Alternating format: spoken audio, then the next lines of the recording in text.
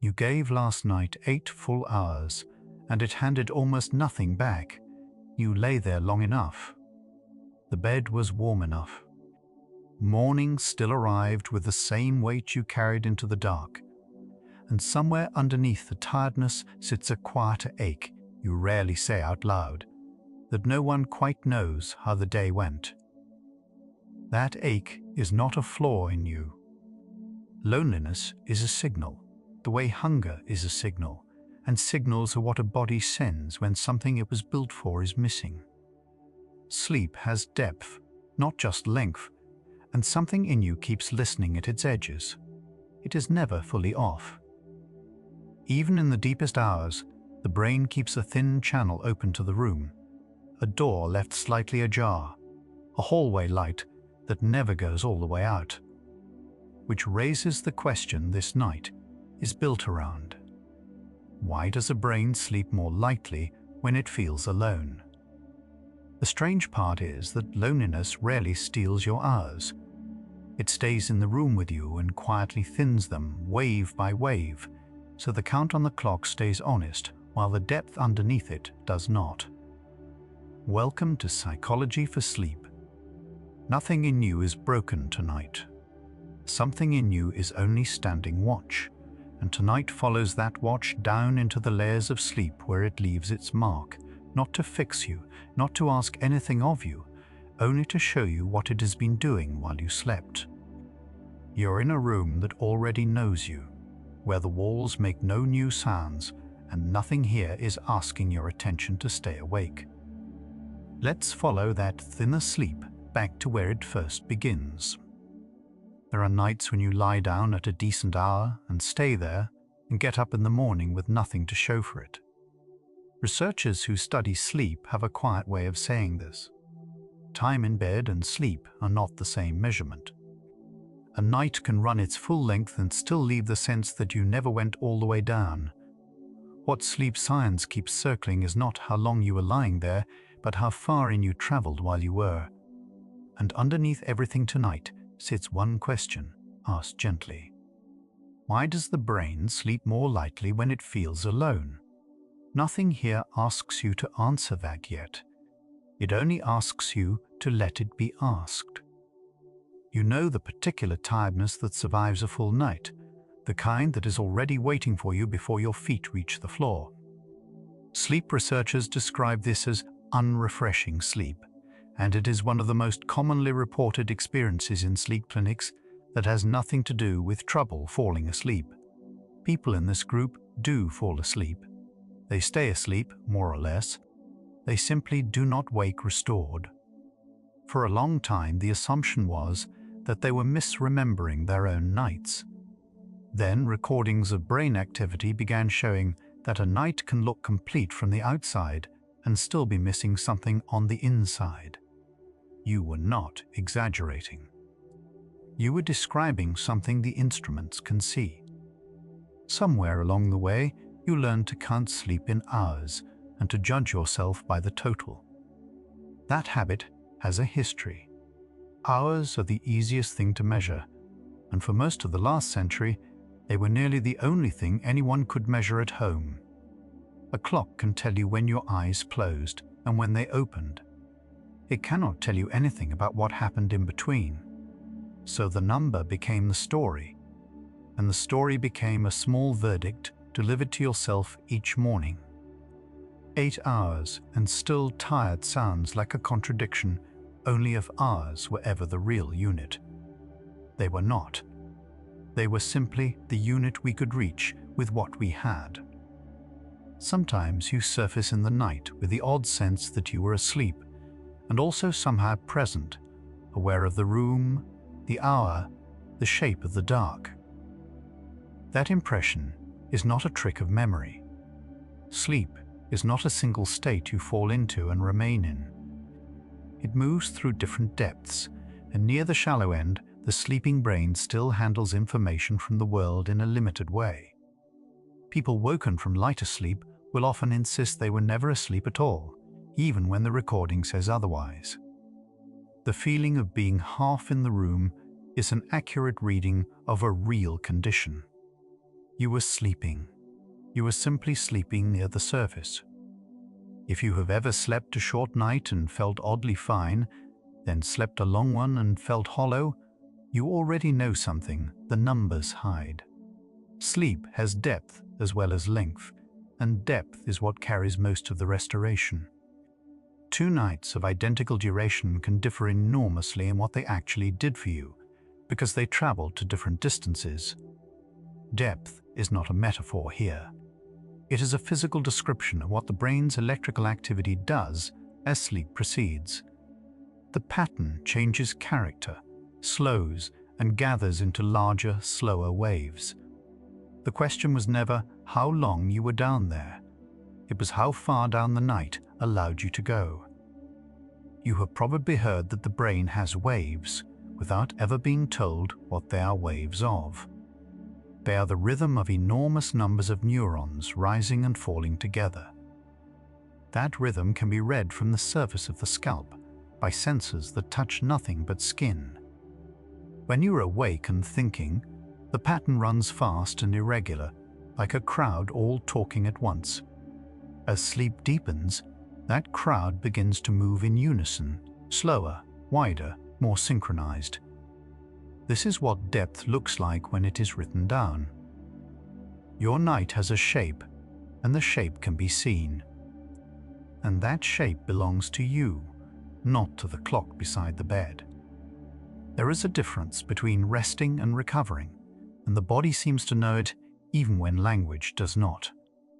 Sleep science draws the same line. The restorative work of the night is concentrated in the deeper stretches rather than spread evenly across the hours.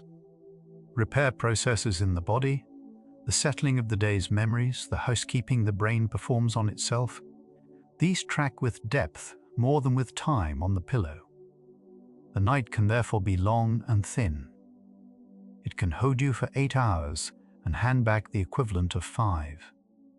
That is the arithmetic no one taught you, and it is the reason a full night can still arrive empty. There is a particular hour when being alone stops being neutral. During the day it can pass unnoticed, absorbed by errands and screens and the small business of getting through. Then the house goes quiet, the lights go down, and something you were carrying all along finally has room to be felt. Psychologists who study loneliness find this evening intensification again and again. The same person reports the feeling more strongly at night than at midday, with nothing in their circumstances having changed. Nothing new arrived at bedtime. The noise that had been covering it simply stopped. If the ache tends to find you when the day ends, that is not a weakness of character. That is timing. You may have treated the feeling as evidence of something wrong with you. It felt like proof of a failure to be the kind of person others stay close to.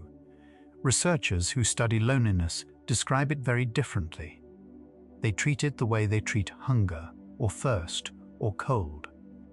It is a signal, one of the body's ways of reporting a gap between what it has and what it is built to have.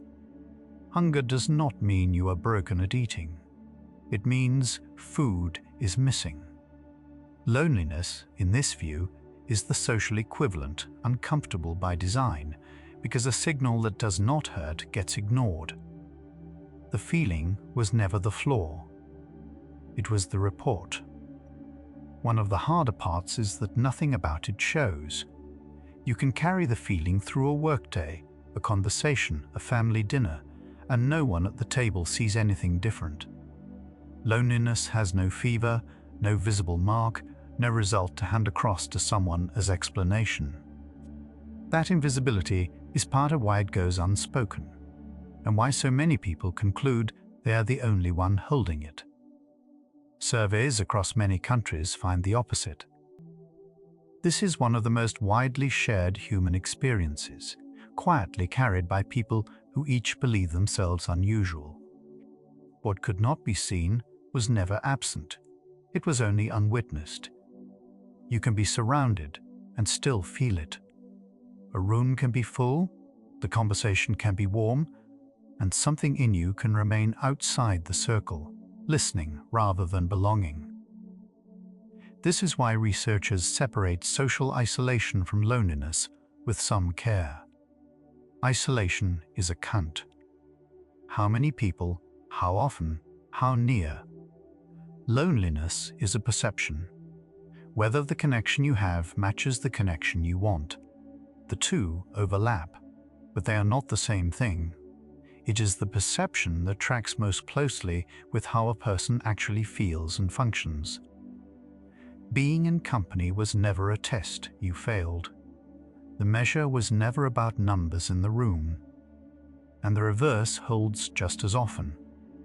There are people who live largely alone, whose days would look sparse on any social ledger, and who feel deeply at ease.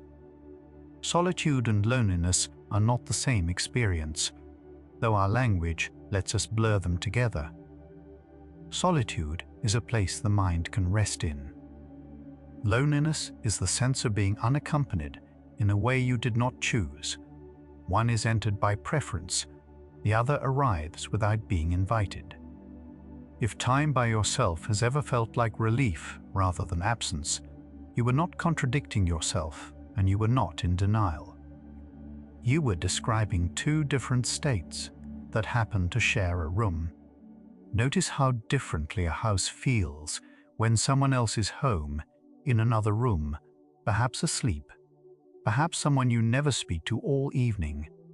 Something in the nervous system registers accompanied and unaccompanied as distinct conditions, and it does so beneath the level of decision. You do not choose to soften when a familiar person is nearby. You simply find that you have.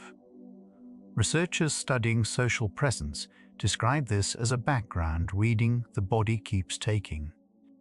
It is not about affection or conversation, but about whether the surrounding space holds anyone who counts as yours. It is a quiet calculation running underneath everything else. And it does not stop when the lights go off. You might have tried at some point to argue yourself out of the feeling by listing the people who care about you.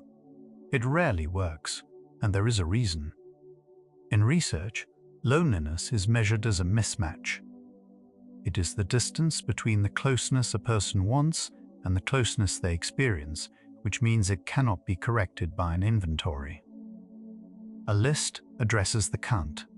The feeling lives in the gap. This is also why two people with nearly identical lives can report entirely different levels of it. Your experience was never disproved by the names you could recite. It was reporting on something the list does not measure. There is a specific loneliness in believing you are the only one who feels lonely. Large national surveys, repeated across many countries, keep arriving at the same finding. This is not a minority condition. Sizable portions of the adult population report it, across ages, incomes, and living arrangements, including many people whose lives look full from the outside.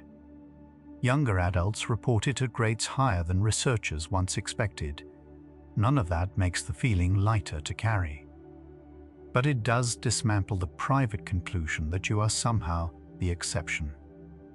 Whatever else the feeling is telling you tonight, it is not telling you that you are alone in having it.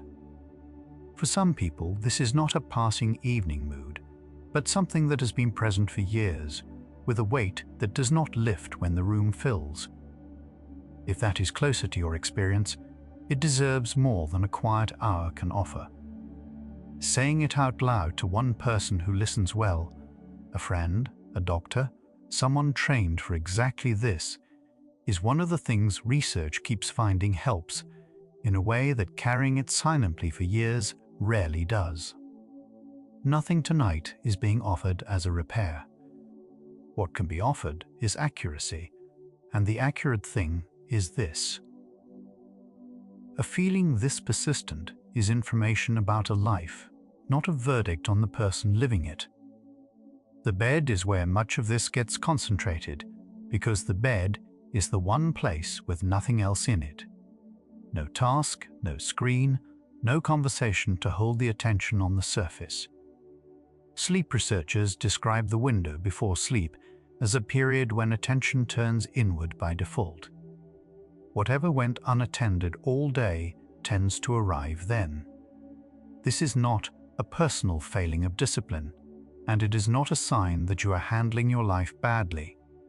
It is a predictable feature of what happens when outside input drops and inside processing continues.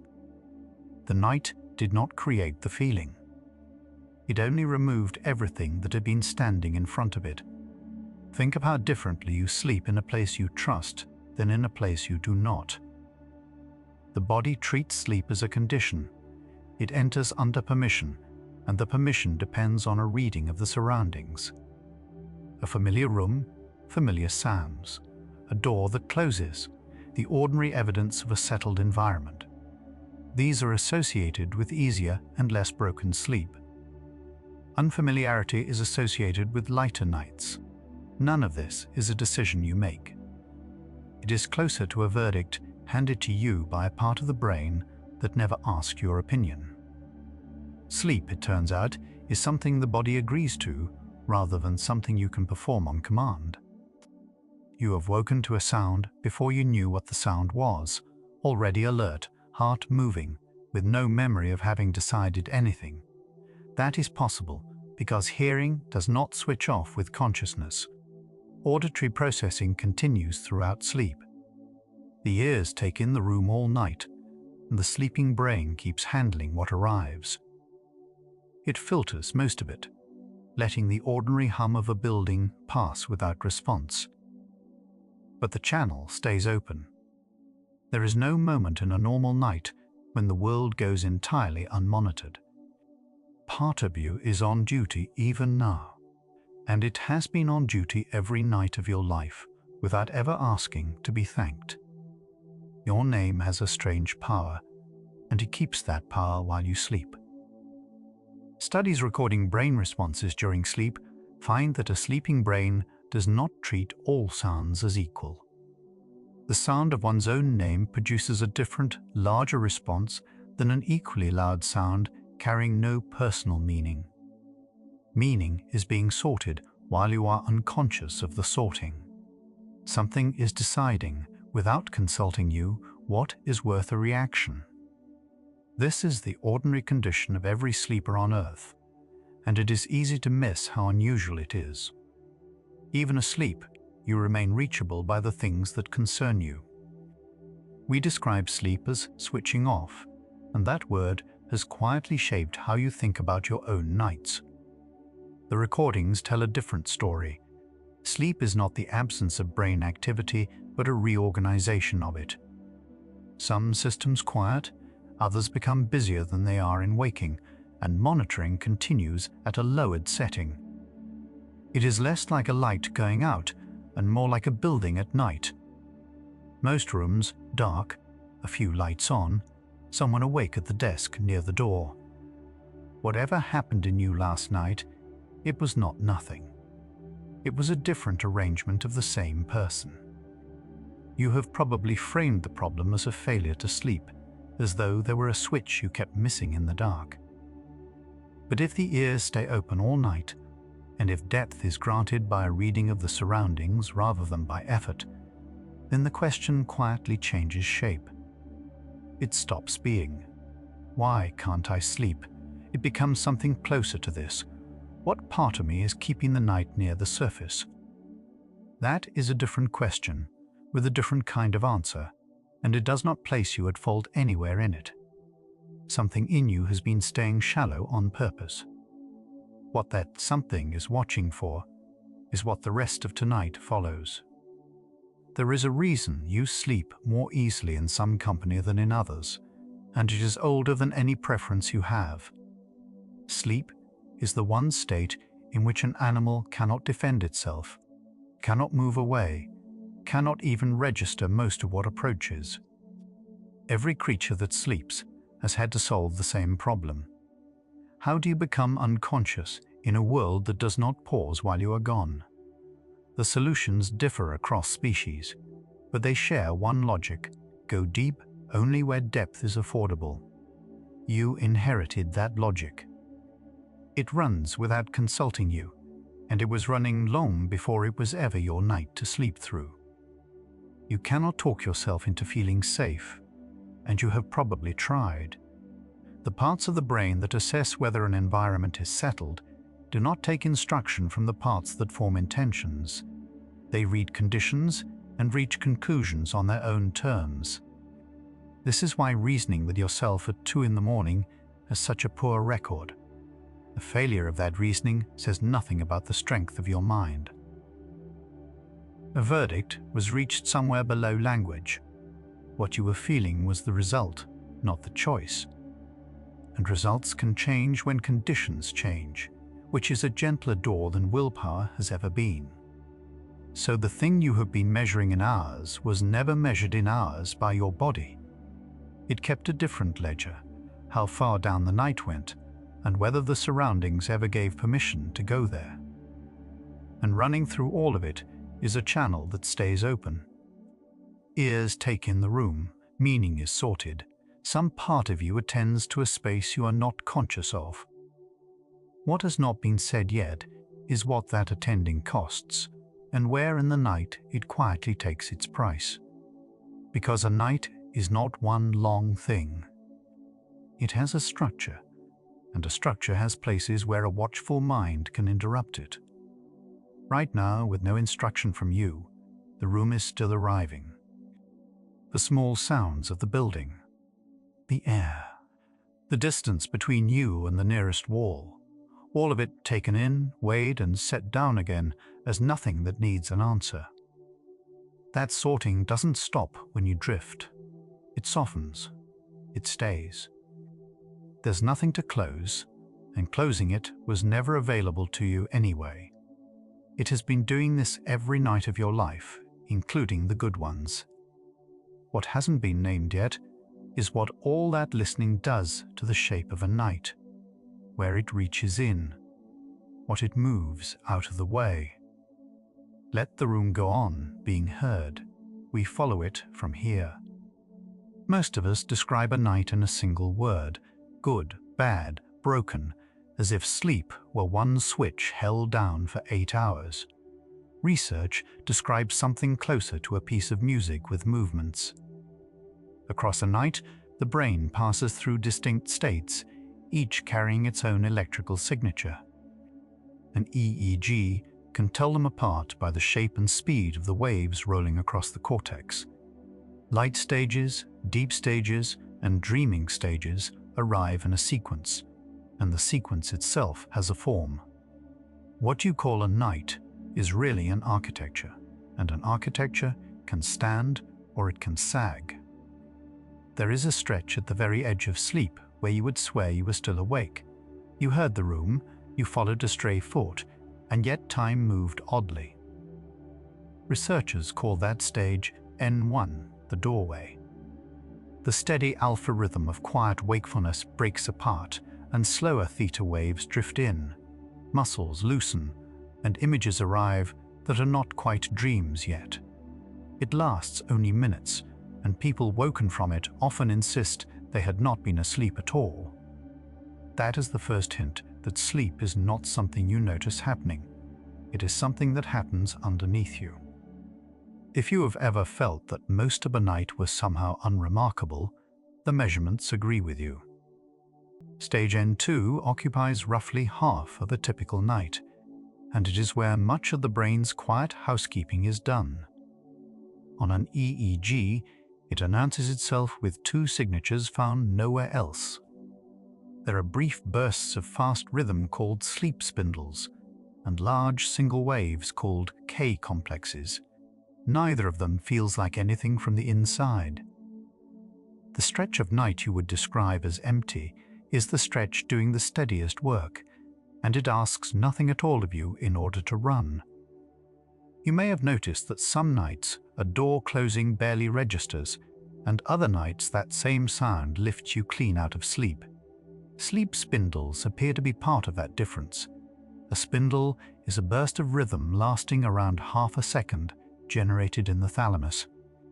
That is the relay station, deciding which signals from the outside world are passed up to the cortex. Research suggests that during a spindle, that gate narrows. Sound still arrives at the ear, but it is less likely to reach the regions that would pull you awake. Spindles are, in a sense, sleep protecting itself. Sometimes a noise reaches you and something inside flinches without waking, a small internal jolt, and then the night simply continues. The EEG signature for that moment is the K complex. It is one large, slow wave that rises and falls across about a second, often triggered by a sound in the room. Researchers have long read it as a two-part answer. The brain registers that something happened, weighs it, and then works to keep sleep intact rather than surface into the dark. Your night is not passive. It is being defended moment by moment by a system you never once feel working. Underneath all of that lies the floor of the night, the part that cannot be faked or hurried. Stage N3 is called slow wave sleep, and the name is literal. The fast scatter of waking collapses into slow, tall delta waves, roughly 1 or 2 cycles a second, with vast populations of neurons falling into step together. This is the stage it is hardest to wake someone from, the stage a person surfaces from confused and heavy and slow. Depth here is not a metaphor borrowed from water. It is a measurable change in how much of the brain is moving as one thing. When you say you slept but did not rest, you are pointing at something specific. Slow wave sleep is the stage tied most closely to feeling restored the following day. Research links it to the release of growth hormone, to the consolidation of what you learned while awake, and to clearance processes that some researchers describe as running best when cortical activity is at its most settled. It is also the stage the body reaches for first. After a short night, recovery is not spread evenly, and deep sleep is taken back before anything else. Depth, not duration, is what a body treats as the priority. Then there are the hours that feel most like being somewhere else entirely. In REM sleep, the EEG stops resembling deep sleep and begins to look almost like waking, fast, low, alive. Meanwhile, the body's large muscles go still. Research associates this stage with dreaming and with the overnight processing of emotional memory, the slow softening of the day's sharper edges. Your eyes move beneath their lids. Your mind builds whole worlds, and your limbs stay quiet through all of it. It is the strangest state a human body enters routinely, and you pass through it several times before morning. The night has a rhythm you have felt without ever measuring it. Sleep before midnight seems heavier, and the hours near dawn feel thinner and more crowded with dreams.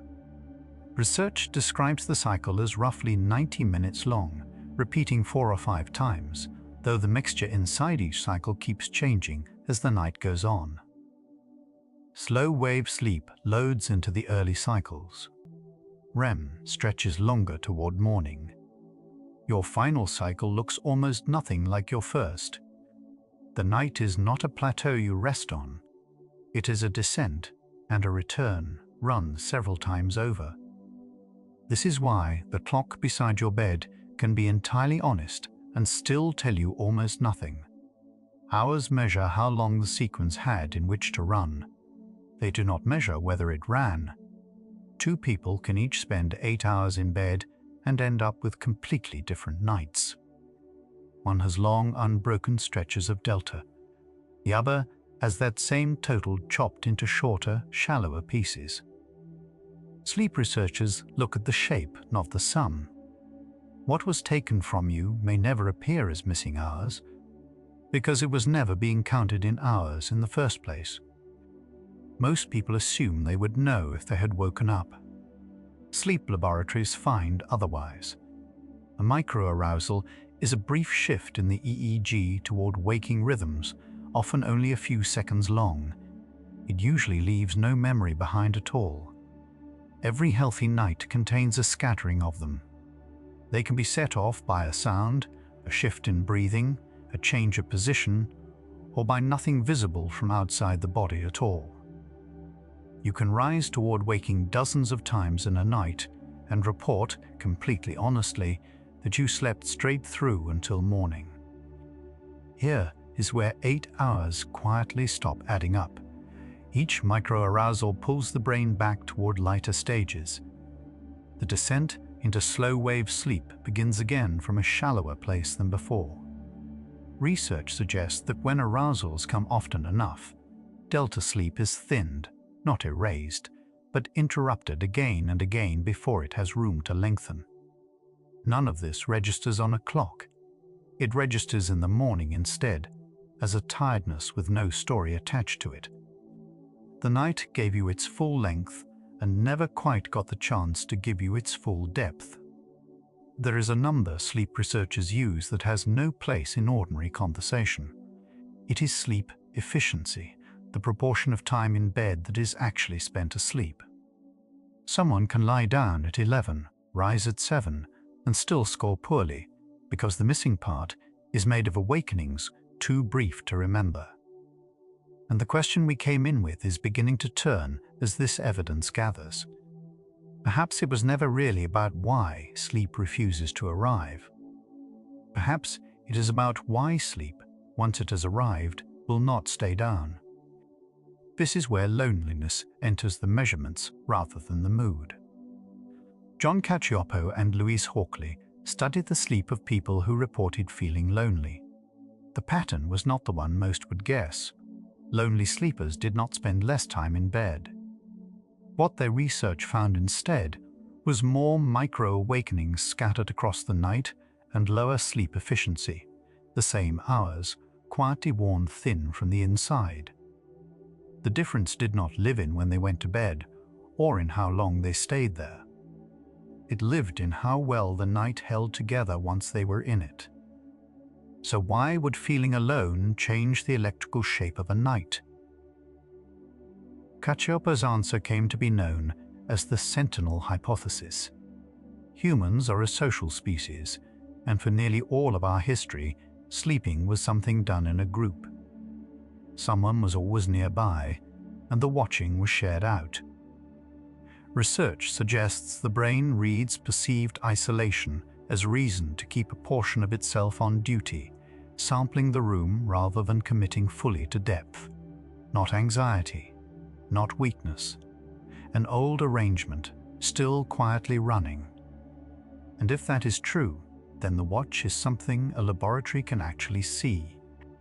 Something has settled in you while these waves were being described, the breath longer than it was, the room a little further away. Nothing here is asking you to follow closely, and nothing about how your nights have gone is being held against you. Let one breath go out slowly, without shaping it at all. We'll keep moving down through this gently, together. Nearly everyone knows the first night in an unfamiliar bed, a hotel room, a guest room, a friend's couch. Sleep arrives late, sits thin, and lets go too early. Sleep researchers named this a long time ago. The first night effect. It appears so reliably that laboratories often set aside the recordings from a volunteer's opening night, because that night does not resemble how the person usually sleeps at home. For decades, it was treated as a nuisance, something to be discarded. Then a group of scientists asked a different question, not whether the first night was lighter, but which part of the brain was keeping it that way. What they found is where tonight turns. In a strange room, you may notice, you never feel entirely asleep. More like half down, half attending, aware of the shape of the walls even with your eyes closed. Researchers Masako Tamaki, Yuka Sasaki, and Takeo Watanabe measured that half. Using imaging alongside sleep recordings, they found that on a first night, depth was not shared evenly between the brain's two sides. One hemisphere settled into the slow, wide waves of deep sleep. The other stayed measurably shallower, smaller slow waves, less consolidated rest, across the same hours in the same body. The sensation of sleeping with one ear open was not imagination. It was one half of a brain quietly declining to go all the way down.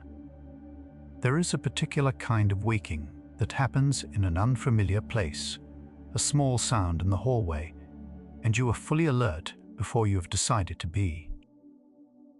In the same research, sounds played during sleep were handled differently by the two hemispheres. The lighter side responded more strongly to irregular tones, the ones that did not fit the room, and sleepers roused faster when the tones reached the opposite ear, the one wired to that hemisphere. That hemisphere was not simply less asleep. It was doing something, sorting the ordinary from the unexpected, holding a channel open to the door. Nothing about that is a failure of rest. It is rest with a condition attached. What may matter more is what happened the following night, in the same bed, in the same room, with nothing changed, except that the place was no longer new. The asymmetry eased. The lighter hemisphere let itself descend, and sleep depth evened out between the two sides. Researchers describe this as the effect fading with familiarity, the brain, in effect, filing the room as known.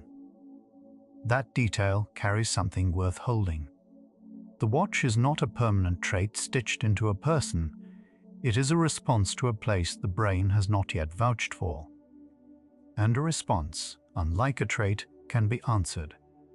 What answers, it is not obvious yet. If you have ever slept lightly in a house full of people and deeply in an empty one, you already know that safety is not only about walls. Animal research points to the same logic in a much older form. Studies of mallard ducks, this is work in birds, not people, found that ducks resting in a row behaved differently depending on where they sat. The ones in the middle, surrounded on both sides, slept with both eyes closed. The ones at the outer edge kept the outward-facing eye open far more often, and the hemisphere connected to that eye stayed measurably more awake. The edge of the group was a job, and the brain took it. There is something almost tender about a body that cannot afford to switch off entirely, and biology has more than one version of it. Dolphins, in animal research going back decades, sleep one half of the brain at a time, a pattern called unihemispheric slow-wave sleep. One hemisphere runs slow waves, while the other stays awake enough to keep the animal swimming, surfacing, and breathing in water that never lets anyone go fully offline. Then the halves trade. It looks strange until you notice what it solves. How do you rest at all when going fully unconscious is not an option the environment offers? Depth, it turns out, has always been negotiated with circumstance. Somewhere in all this, a quiet correction arrives, and it is worth letting land. A brain that sleeps lighter when it feels unaccompanied is not a broken brain. Researchers describe this pattern of nighttime watchfulness as adaptive, the reasonable output of a species that survive by sleeping near others and taking turns, keeping watch. For most of human history, sleeping alone in the open was the rarer and costlier arrangement. A nervous system that stayed partly alert in that situation lived longer. What runs in you at 3 in the morning is not malfunction. It is an old competence still switched on, doing the only thing it was ever asked to do. And here the story stops being about strange rooms. Research on loneliness suggests that the sense of being unaccompanied does not wait for an unfamiliar hotel. It can travel into a bedroom you have slept in for years, where every sound is already known. What shifts is not the room. It is what the room is read as: a place watched over or a place watched from. The recordings match that reading, showing lighter, more interrupted sleep in people who feel isolated even when the walls have not changed at all. Familiarity with the place, it seems, is only part of what tells the guard to sit down. Then there is the part of this that is hardest to say gently, so it will be said plainly. One study found that after a night of short or disrupted sleep, people become more sensitive to signs of social distance in others. A neutral face reads as cooler, a short reply reads as withdrawal. The same research found that sleep-deprived people are themselves experienced as more distant by strangers and are kept further away. So the night thins the sleep, the day reads the world as less welcoming, the withdrawal grows, and the following night has more to watch for. Nothing in that loop is a character flaw. It is a circuit, and circuits run without anyone's consent. The question this night opened, why a brain sleeps more lightly when it feels alone, has changed shape. It is no longer about a defect in sleep, but about a guard doing the job correctly in a room where the old reasons are gone. No predator, no open ground, only the absence of someone else's breathing. The watch is accurate to an old world, costly in this one, and it does not switch off on understanding. Which leaves one thing unaccounted for. Sleep evened out on the second night once the room became known, so something in there can be told. What tells it and what the waves do then is what the rest of tonight follows. What just opened is a heavy thing to be handed at this hour, that the part of you keeping watch is not mistaken, only working from an old map, and that it has been doing this quietly for a long time without asking you first. You may be able to feel it right now, not as a thought. As a faint heldness somewhere along the jaw or the back of the neck or wherever your body keeps the habit of listening. Nothing here is asking you to release it. It has reasons. Let the weight of you settle a little further into whatever you are lying on, not to fix anything, only so the guard has less to interpret. Because there is something the second night showed, and the rest of this hour walks toward it. The watch responds to what the room tells it, which means there is something to tell. Let's follow what the brain accepts as enough. There is a particular way sleep arrives in your own bed that it never quite manages anywhere else. What the first night studies also showed is that the brain's estimate of a room is kept per place, not as a single setting for your whole life. Sleep in a second unfamiliar room a month later, and the lighter hemisphere returns, even though home has been fine all along. The brain is not deciding whether you are a good sleeper. It is filing rooms one at a time. Familiarity is not a feeling here. It is a record the sleeping brain keeps separately for every place you lie down in. Every room has a sound signature, the refrigerator's cycle, the pipe that ticks when the heat comes on, the particular way your floor settles. In an unfamiliar place, each of those is unclassified, and the sleeping brain treats unclassified sound as something to sample. In a room you have slept in for years, those same sounds have already been filed. Auditory monitoring continues as it always does, but it stops generating arousals over material it has heard 1,000 times. The room did not get quieter. Your brain simply stopped needing to check it. Going to bed at roughly the same hour does something more specific than good habits usually get credit for. Sleep pressure and the body clock line up more reliably, and the first slow wave stretch of the night, the deepest one, the one that carries most of the delta, tends to arrive earlier and run longer. Irregular nights push that first descent later into a window where the clock is already leaning the other way. Predictability is not discipline in this context. It is the condition under which depth has room to open. The small sequence you repeat before bed, the same lights, the same order, the same last thing you touch, is doing quiet work that has nothing to do with willpower. A brain running a familiar sequence has less to predict, and less to predict means less to monitor. What shows up in the sleep record is a shorter approach. The drop through N1 into N2 comes faster, with fewer false starts. The ritual is not soothing you, it is telling the part of you that watches that tonight follows a known shape. Spindle activity is not the same in every sleeper, and not the same in you from one night to the next. Research links denser spindle activity with sleep that holds through noise, and people at the sparser end of that range lose more of their night to sounds that others sleep straight through. That difference is worth knowing because it explains why the same building can be livable for one person and unlivable for another. What a settled environment offers is not silence. It is a night with less arriving that the brain has already decided is worth opening for. Slow wave sleep rides on a falling core temperature, and the body drops it by sending heat outward to the hands, the feet, the surface of the skin. A warm bed makes that release easier, which is why a cold room with a warm cover tends to work better than either extreme alone. This is thermodynamics, not comfort in the emotional sense, but the effect lands in the same place.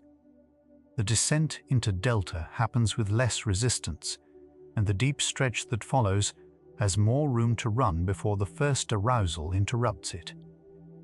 A heavy blanket is interesting to the sleeping brain for about a minute, and then it stops being interesting at all. That is the point. A steady, unchanging pressure carries no new information, and a signal that never changes gets dropped from the monitoring loop entirely. Constancy is what earns the dismissal. Some studies of weighted covers report less movement through the night, though what they show most consistently is how the night is rated rather than what the stages do. The weight is not comforting you the way a hand would. It is simply the least eventful thing in the room, all night long. Hearing another person move through an ordinary house, a tap running, a door, footsteps that stop, reads to the sleeping brain as a solved problem. If someone else is awake and unbothered, the perimeter is covered. This is the sentinel logic running in reverse. The watch is not required to be yours alone. Studies of people sleeping near a familiar partner or housemate often find fewer brief awakenings than the same people sleeping alone in unfamiliar surroundings, even when nothing about the bed itself has changed. A dog that sighs and resettles at the foot of the bed is doing something a sound machine cannot. It has a second set of ears in the room, and it responds to what it hears. Work on pets and sleep is mixed on the details. Some find a small cost in movement, others a gain in how continuous the night feels. But the direction of the effect is consistent with everything else here. Another animal registering the room as calm is one more piece of evidence that nothing tonight requires your attention. A steady, featureless sound through the night works by covering the sounds that would otherwise stand out. The brain is not reacting to volume, it is reacting to change. A car door at 2 in the morning is an event. The sane car door inside a continuous layer of rain or fan noise is not distinguishable enough to become one. Sleep studies of broadband sound often show fewer arousals rather than deeper sleep directly, and that distinction matters because fewer arousals is precisely how depth accumulates. The sleeping brain treats familiar voices differently from unfamiliar ones. A known name, a known voice, gets processed further before the decision to wake or not. This cuts both ways. A stranger's voice outside is worth surfacing for. A voice you have known for 20 years, heard in the next room or on a call an hour before bed, lands on the other side of that judgment. It is one of the oldest social cues we have, and part of it apparently keeps working after you have stopped being awake to hear it.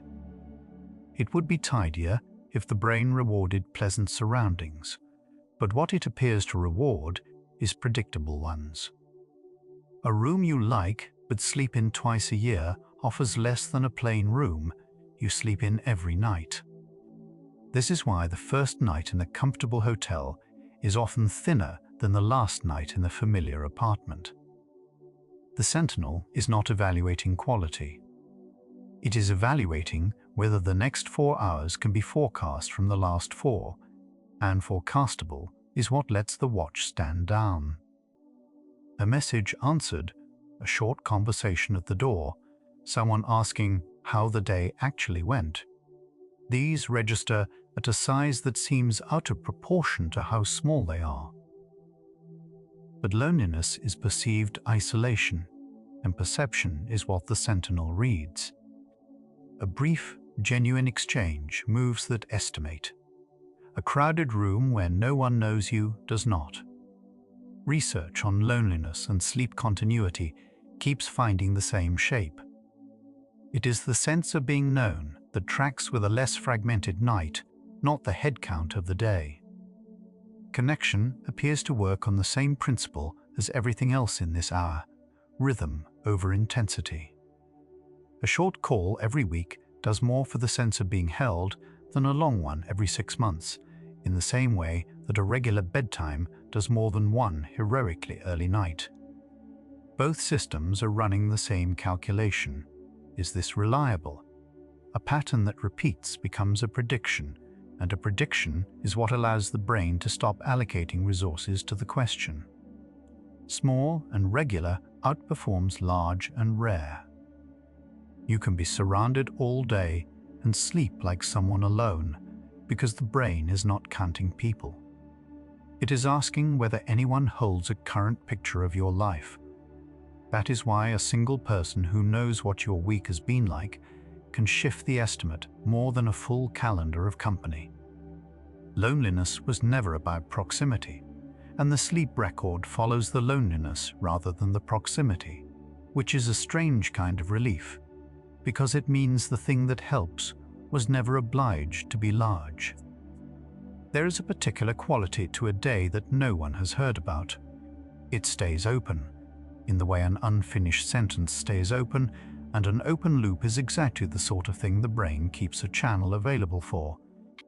Telling someone how the day went, even briefly, even someone who is not involved, closes it. What follows is not magic. It is one fewer unresolved item in a system that fragments sleep by holding unresolved items lightly available all night. The guard does not take one good night as proof. It reads statistics, not promises, which is why safety cues repeat for a while before anything changes in the sleep record. One familiar evening after months of thin nights tends to look, on paper, much like the nights before it. Several in a row start to look different.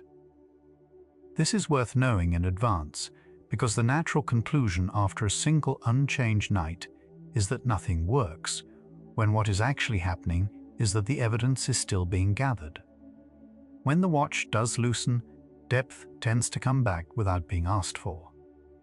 The brain keeps a running account of how much slow-wave sleep it has been owed, and when the interruptions thin out, it draws on that account longer delta stretches earlier in the night. The recovery is not something you perform. It is a system that has been waiting for conditions rather than instructions, the way a held breath resolves the moment nothing is left to hold it for.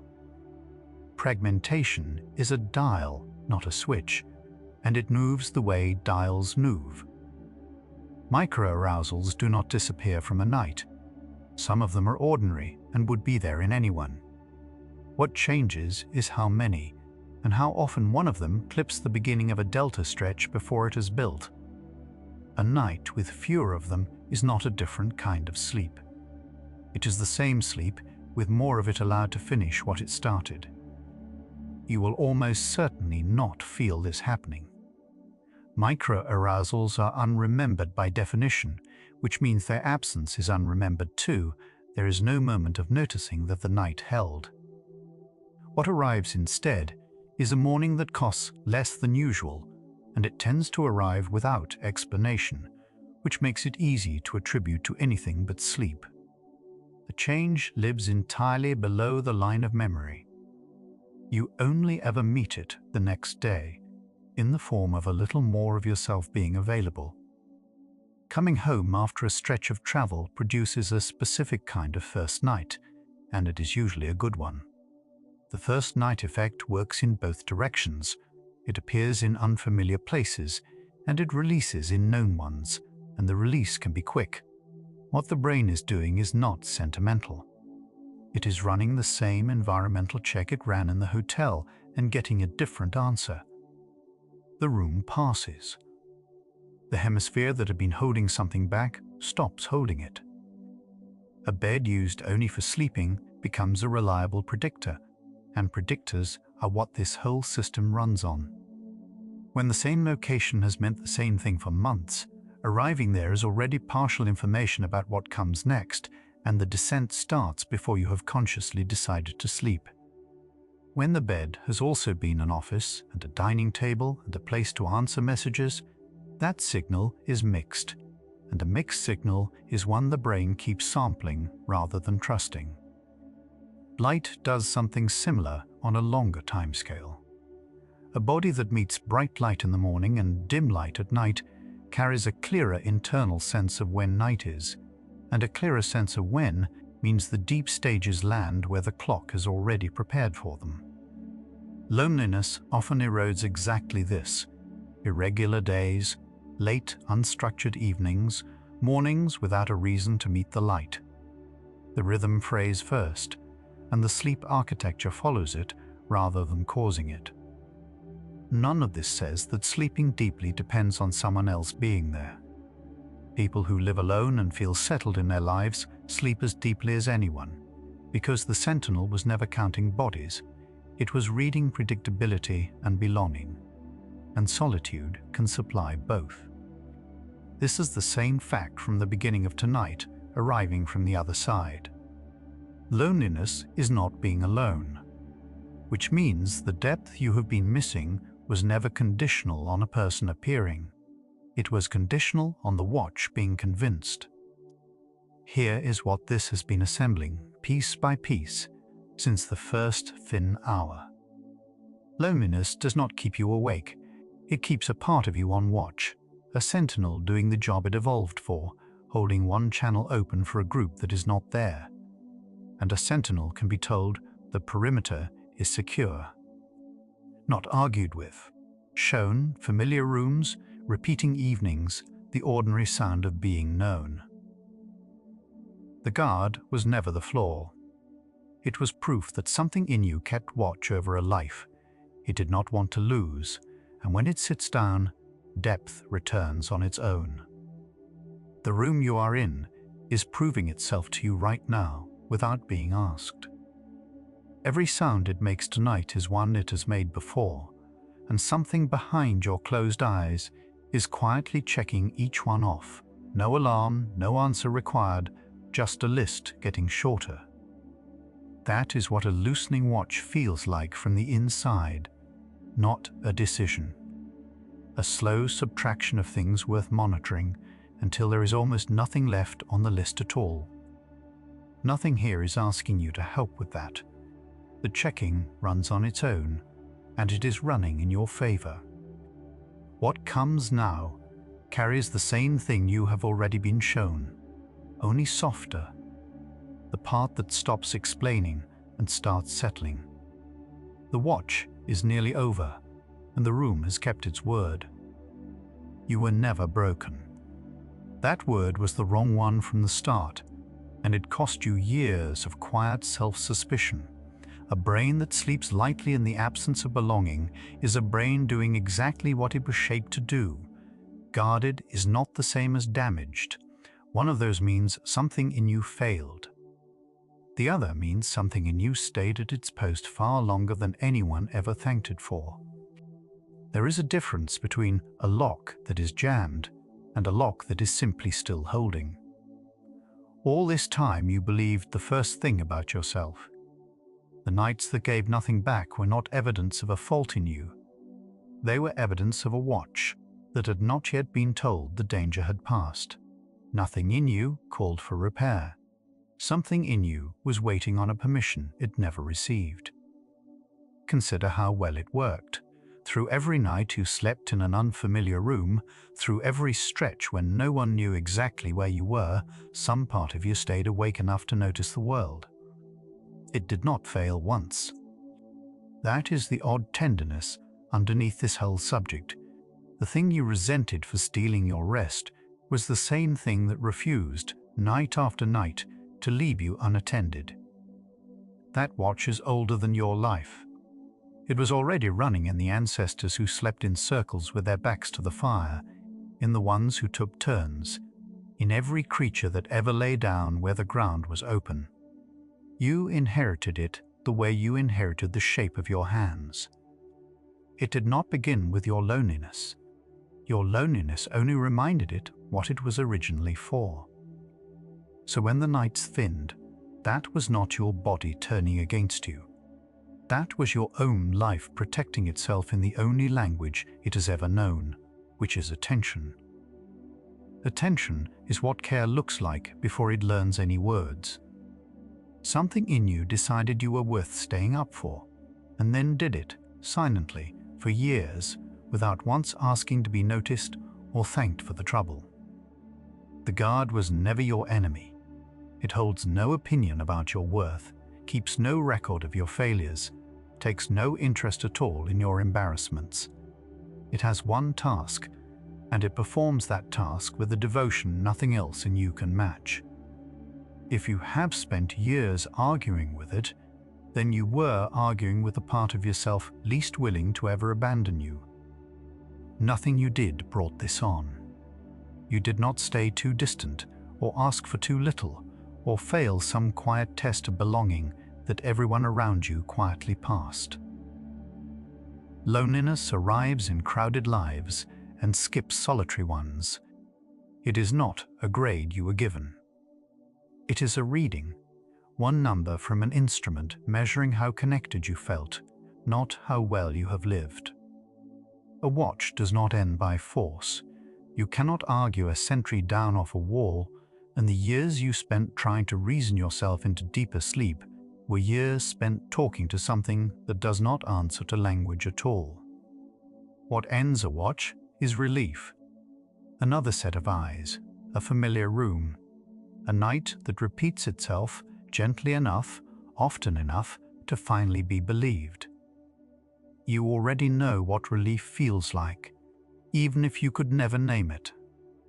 There were nights that went differently, a house with someone else breathing in it, a bed you had slept in 100 times, a stretch of weeks when the days all had the same shape. You slept through those. You woke feeling returned to yourself. That was not luck. That was the watch standing down. Whatever depth you think you lost is not gone. Slow sleep is not a resource that gets spent and then never refills. It is a state your brain can enter tonight, or tomorrow, or in a month, whenever the conditions around you read as safe enough to allow it. You did not use up your good nights. They are still there, waiting on a condition rather than on a clock. The watch does not end in a single night, and it was never going to. It eases the way a room cools after the last lamp goes out, a fraction at a time, mostly while you are thinking about something else entirely. If tonight is only slightly softer than last night was, that is the actual shape the change takes. Nothing about it announces itself. You notice it later, inside a week that felt less heavy. Nothing is being solved tonight. The loneliness will still be there in the morning, and telling you otherwise would be a kindness that turns cruel by breakfast. But the watch does not wait on your life to be resolved before it rests. It reads the rune, not the biography. And the room you're lying in tonight is quiet and known and asking absolutely nothing of you. Loneliness is not a verdict on how lovable you are. It never was. It runs on a comparison between what you have and what your particular nervous system was built to want, and that second number is not something you ever chose. Two people in identical lives feel it differently. The ache measures a gap. It says nothing about the worth of the person standing on either side of it. Signals only exist for things that matter. Nothing in you generates an ache for what you could comfortably live without. That this one is loud and old and difficult to talk yourself out of is the clearest evidence available. That connection was never a preference you happened to develop. It is a condition you were built around. The pain sits in exact proportion to what it points at, which means the ache is proof of a capacity, not the absence of one. Something in you is fully able to be met. That is precisely why the not being met registers so clearly. People who never feel this do not feel it because the channel is closed. Yours is open. It has been open the whole time. Open things ache more, and they also receive more when something arrives. Being alone tonight is not a failure at anything. It is a description of a room, and rooms change. Some of the deepest sleep of your life happened in an empty one, and some of the thinnest happened beside another person. What the brain reads is never the count of bodies present. It reads whether the world feels like a place that would notice if you were gone. And the world has noticed. Not in the way you wanted, perhaps, and not from the people you were hoping it would come from. But the evidence is in the fact that you are here at all. Someone carried you, fed you, spoke to you, kept you alive long before you could remember any of it. That history lives in the same nervous system doing the watching now. Safety is never argued into a body. It is demonstrated. The same room 3 nights running, the same order of small ordinary things. A sound that means nothing and repeats anyway. This is the only grammar the watch understands. You do not persuade it with reasoning. You simply keep showing it the same uneventful evening until it slowly stops expecting the evening to turn into something else. So here is the permission offered plainly. The guard can sit down tonight, not walk away, not resign, not be dismissed after a lifetime of unpaid service. Just sit, just lower the weight for a few hours in a room where nothing at all is coming. Everything it has been watching for is still not here. It can rest without anything being lost. That was always allowed. It can stay close while it rests, and that may matter more than telling it to leave. Nothing is being taken away from you, not the vigilance, not the care underneath the vigilance, not the long-practiced habit of being your own good company. The watch only moves from standing to sitting, from the door to the chair beside it, still in the room, no longer holding the night up alone. And if it stands back up tomorrow, that is allowed as well. This is not a test you pass once and keep forever. Some nights it will sit easily, and some nights it will pace the room, and neither one says anything at all about your progress or your worth. A guard returning to the post is not a relapse. It is a guard doing what it has always done. When it does sit, the night grows longer without adding a single minute to the clock. The same hours hold more. Whatever you are carrying gets set down somewhere you will not remember setting it, and you wake with the odd sense of having been somewhere restful that you cannot quite describe. That is what depth feels like from the inside, not a memory, only a lighter morning. Nothing is being asked of you between now and morning. No decision, no repair, no effort to feel differently about any of it. You are allowed to lie here exactly as you are, unresolved, with the ache still in its usual place, and let the night proceed without your supervision. It has managed this before, thousands of times, on all the nights you were not watching. You were kept. All those nights you believed you were alone in the dark, with nothing on your side. Something was on your side, and that something was you. the part of you that would not sleep deeply until it was certain. It stayed up so that you could be here, in this room at this hour. Tonight it can stop because you are here, and the staying up worked. The answer was never that you sleep poorly because something in you is missing. It is that something in you loves your life enough to keep watch over it, and no one had ever told it the night was safe. Tonight it has been told. You can let it sit down now. Everything it stayed awake for is already here. It is you, and it is finally resting. Somewhere in you, a shoulder that has been raised all night is beginning to come down. There is a tenderness in a mind that will not rest deeply because it is guarding someone it loves. It was never keeping you from sleep. It was keeping you. Let your entire being dissolve into the moment. A long watch loosens, eyes closing one at a time, the room going unguarded because nothing is coming. No one is at the door tonight. You can be the one who finally sleeps through. The thing that kept your nights shallow was on your side the whole time. That does not make the tiredness any smaller. It makes it different. Different because it has a reason, and reasons can be answered in a way that flaws never can. A flaw asks to be fixed. A watch only asks to be relieved. You are not going into this night with the loneliness solved. It is still here, but it is no longer the accusation you thought it was, no longer proof that something in you failed to be enough for other people. It is a signal from a system built for company, doing its work honestly in a night that happens to be quiet.